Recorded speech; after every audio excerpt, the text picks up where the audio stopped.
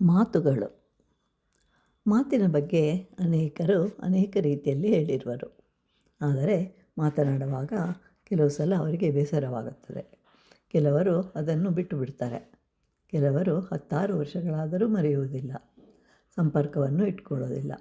ಈ ರೀತಿ ಮಾಡುವುದರಿಂದ, ಮನಸ್ಸಿನಲ್ಲಿಟ್ಟುಕೊಳ್ಳುವುದರಿಂದ ಅವನಿಗೆ ಗೆಳೆತನ ಇರುವುದಿಲ್ಲ, ಊಟ ಸೇರುವುದಿಲ್ಲ, ನಿದ್ದೆಯೂ ಬರುವುದಿಲ್ಲ. ಇದರಿಂದ ಆರೋಗ್ಯವು ಹಾಳಾಗುವುದು. ಇವೆಲ್ಲದಕ್ಕಿಂತಲೂ ಹೆಚ್ಚಾಗಿ ನಿಂದಿಸಿದ ವ್ಯಕ್ತಿ ಎಲ್ಲವನ್ನು ಮರೆತ ಹಾಯಾಗಿ ಇರ್ತಾನೆ. ಆದ್ದರಿಂದ ನಮಗೆ ಆನಂದವಾಗಿರಬೇಕಾದರೆ ದುಃಖವನ್ನು ಕೊಡುವ ಹಿಂದಿನ ವಿಚಾರಗಳನ್ನು ಮರೆಯಬೇಕು.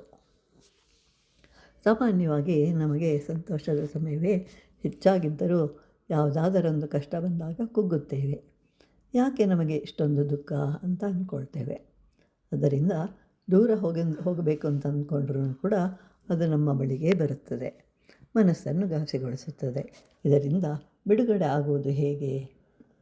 ಒಬ್ಬ ಮಹಿಳೆ ತಾನು ತಾಯಿ ಮನೆಗೆ ಹೋಗಿ ಬಹಳ ವರ್ಷಗಳಾಯಿತು ಅಂತ ಹೇಳ್ತಾಳೆ. ಕಾರಣವನ್ನು ಕೇಳಿದಾಗ ಅದೊಂದು ಸಾಮಾನ್ಯದ ವಿಷಯ.